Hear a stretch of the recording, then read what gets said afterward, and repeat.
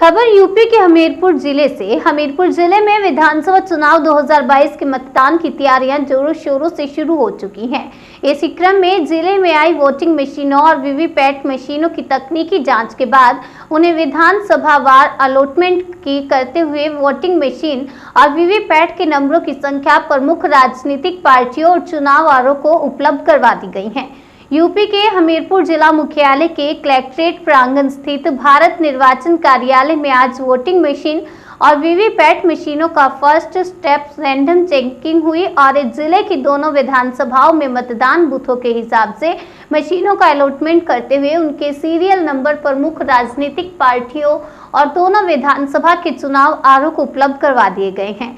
इन मशीनों का इलाज अलॉटमेंट प्रभारी निर्वाचन अधिकारी की देखरेख में करवाया गया।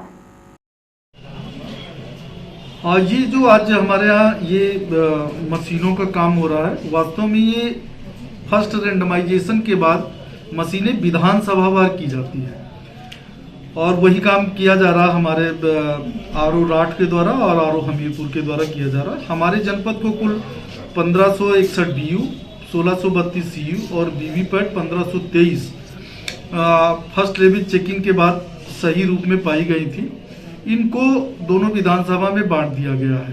दोनों सभा में जैसे हमने रेंडमाइजेशन किया, फर्स्ट रेंडमाइजेशन के बाद हमीरपुर में 643 बीयू हैं, 643 सीयू हैं और वीवीपैट 717 है। इसी तरह राठ में बीयू 622 हैं और कंट्रोल यूनिट 622 है और वीवीपैट 216 है।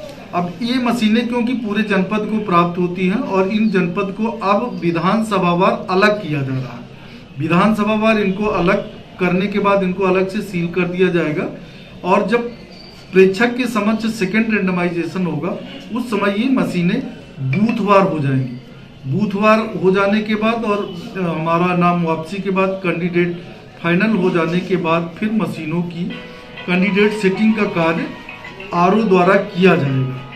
और क्योंकि ये मशीनें पूर्व में ही हमारे इंजीनियर द्वारा चेक की जाती हैं, इसलिए ये हमारी FLC ओके मशीन होती है, शुद्ध रूप से चुनाव कराने के लिए मशीनें होती हैं।